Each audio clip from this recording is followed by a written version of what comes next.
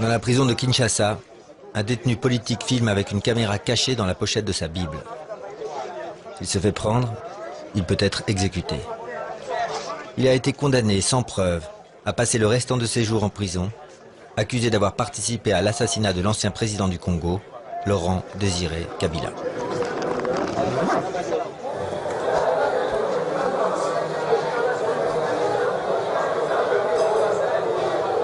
Je suis là parce qu'il faut bien que quelqu'un soit là. Je suis là parce que il y a eu un crime qui a été commis, l'assassinat du chef de l'État. Or, un crime ne peut pas rester sans quelqu'un qui soit accusé de cela. Il ne peut pas y avoir de crime sans criminel. Je suis là parce qu'il faut que quelqu'un paye. Je suis là parce que on a jugé que la stabilité du régime était plus importante que la recherche de la vérité. Je suis là parce que il fallait très vite donner au peuple, qui c'est certain aimait beaucoup le chef de l'État, une réponse rapidement. Et voilà. Nous sommes 51 personnes qui sommes encore là à cause de ce dossier.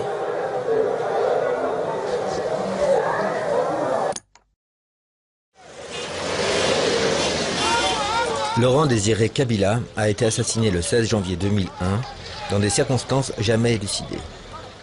Depuis lors, les autorités du pays l'ont érigé en martyr et considèrent son assassinat comme une affaire classée.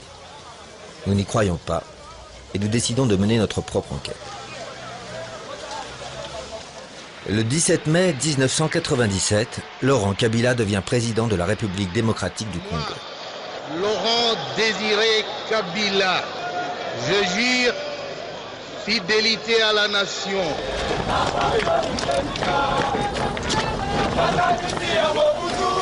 Il est porté au pouvoir par une armée d'enfants soldats entraînés par le Rwanda.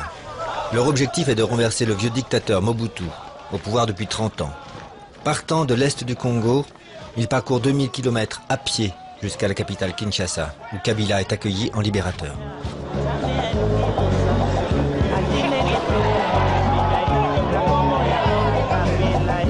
Kabila est un révolutionnaire marxiste et l'Occident voit d'un mauvais œil son arrivée à la tête du Congo.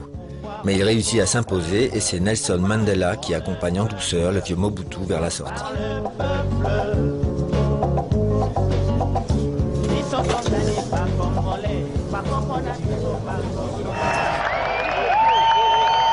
La situation devient vite chaotique. Des dissensions éclatent entre Kabila et ses alliés. Le Rwanda, qui a fourni les instructeurs, les armes et les munitions au mouvement de Kabila, espère en recueillir les fruits et participer à la gestion de ce pays aux ressources naturelles immenses. Mais Kabila veut régner seul. Il chasse les troupes rwandaises qui, en réaction, créent un mouvement rebelle dans l'est du Congo, le RCD. C'est le début d'une nouvelle guerre que Kabila n'aura pas le temps de mener jusqu'au bout. Le 16 janvier 2001, il est assassiné par Rachidi, un ancien enfant soldat qui est devenu son garde du corps. Rachidi a immédiatement été abattu, emportant avec lui la vérité sur les dessous de l'assassinat.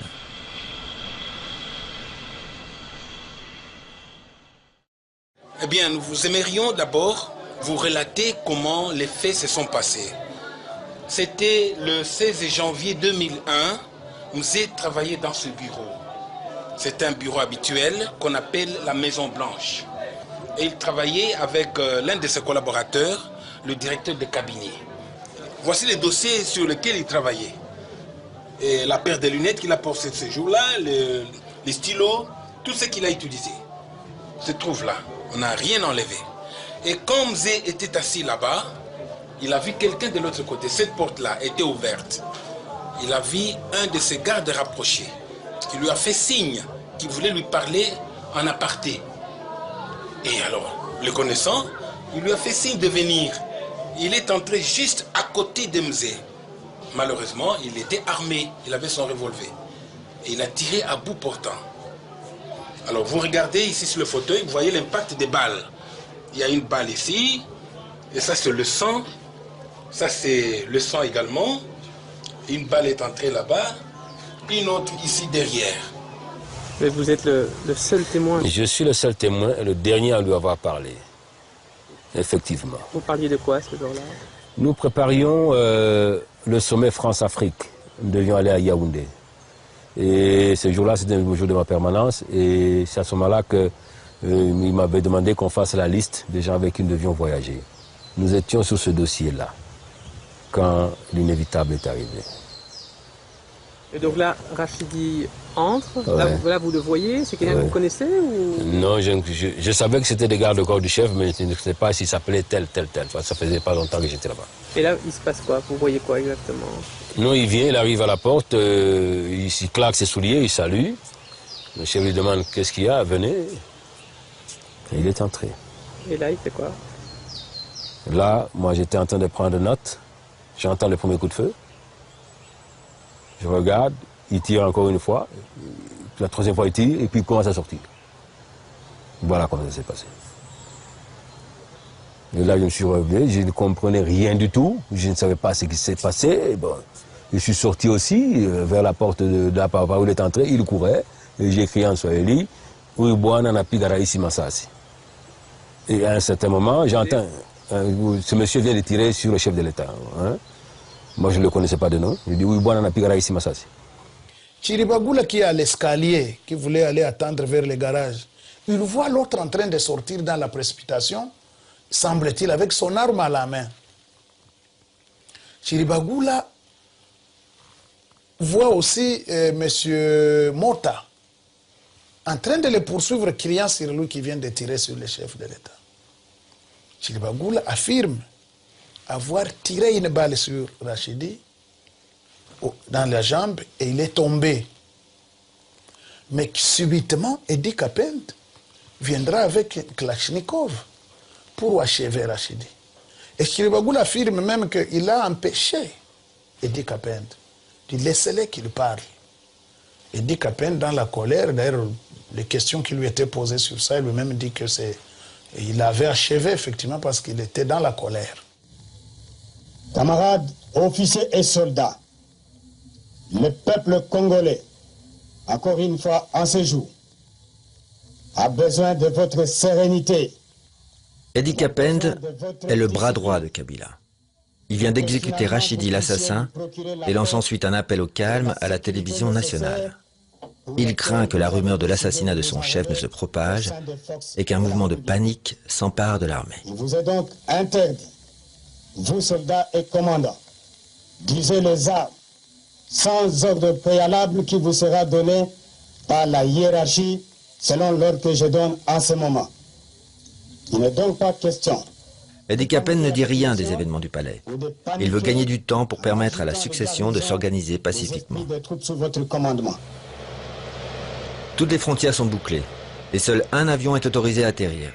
Celui du fils du président, le général Joseph Kabila, rappelé d'urgence de la ligne de front pour succéder à son père. Nous avons dû réagir très vite pour essayer de sauver le pays. C'était ça l'objectif. Nous devions sauver le pays de tous les troubles qui pouvaient alors surgir. Notre priorité était de faire en sorte que les hommes politiques ne se lancent pas dans une course à la succession. Il fallait trouver quelqu'un qui ne faisait pas partie du gouvernement. Il fallait aussi trouver quelqu'un qui était proche du président. Et cet homme, c'était son fils. Joseph Kabila est le principal bénéficiaire de l'assassinat de son père. À l'époque, certains l'ont soupçonné d'y avoir participé, mais personne n'a jamais osé incriminer ouvertement le nouveau président. Par contre, c'est sur Edi Kapend que vont retomber les principales accusations, alors que jusqu'au bout il est resté fidèle à son chef, Laurent Désiré Kabila. Lors de ses obsèques, Edi Kapend ignore qu'il vit ses derniers instants de liberté.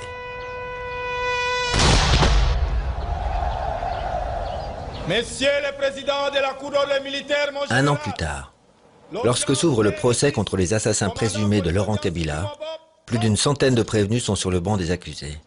Eddie Kapent est présenté comme le principal suspect. Face à l'accusation d'avoir tué Rachidi, l'assassin de Kabila, il plaide la colère. À l'époque, les exécutions sommaires dans l'armée sont courantes et le châtiment infligé par Eddie Kapent à Rachidi ne surprend personne. C'est surtout son message à la télévision qui retient l'attention de la Cour et qui est interprété comme une tentative de prise du pouvoir. C'est-à-dire, il a exprimé ce qui était dans son fort intérieur, de manière tout à fait aisée. C'est sorti donc au moment opportun, au moment où il fallait justement prendre maintenant les choses en main. Le procureur, Charles Alamba, accuse à tout va, bien décidé à trouver des coupables. Nous avons compris qu'il y avait la prise du pouvoir. En général, avec tout mes respects, je n'ai jamais tenté de prendre le pouvoir. Jamais. Je fais mon devoir à la fidélité vis-à-vis du chef de l'État et personne d'autre ne doit y demander. C'est aujourd'hui que les gens sont en train de considérer toute cette loyauté-là comme un sentiment de méchanceté. Il était le bras droit du président. Celui qui, pendant toutes ces années, transmettait les instructions du président à tous les militaires, plus précisément à tous les généraux. Il a dû penser que cela faisait partie de ses responsabilités d'aller s'adresser aux militaires.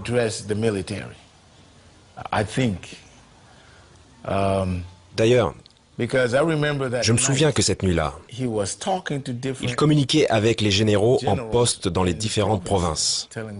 Il leur disait de rester calmes, de garder le contrôle de leurs troupes, de ne pas laisser la panique s'installer et que tout était sous contrôle. C'est ce qu'il leur disait. Et personne n'a protesté. Et en fait, je pense que d'une certaine façon, il a aidé le pays. Il a rassuré les militaires en les encourageant à rester confiants et fidèles. Mais dire qu'il a tenté de prendre le pouvoir cette nuit-là, je ne le pense pas. Le colonel Eddie Kapent à la barre. Le déclare coupable d'attentat contre la vie du chef de l'État. Il ne retenait aucune circonstance atténuante en sa faveur et le condamne pour cette infraction à la peine capitale. La Cour ordonne son arrestation immédiate.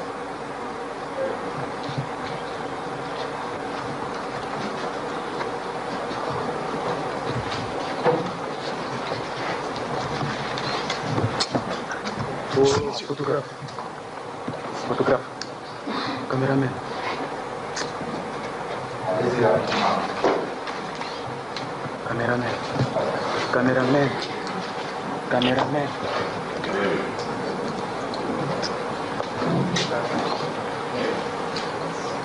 Capitaine Kakwatmouche. Près d'une centaine d'autres prévenus seront condamnés sur la base de simples soupçons. La plupart à mort ou à la perpétuité pour complot, trahison et attentat à la vie du chef de l'État. Parmi eux, Antoine Voumilia, le prisonnier à la caméra cachée.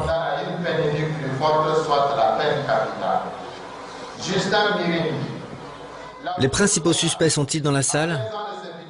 Peut-être pas pour le juge. À l'issue du verdict, il promet de nouvelles enquêtes. Le procès contre l'assassinat du chef de l'État n'est pas terminé.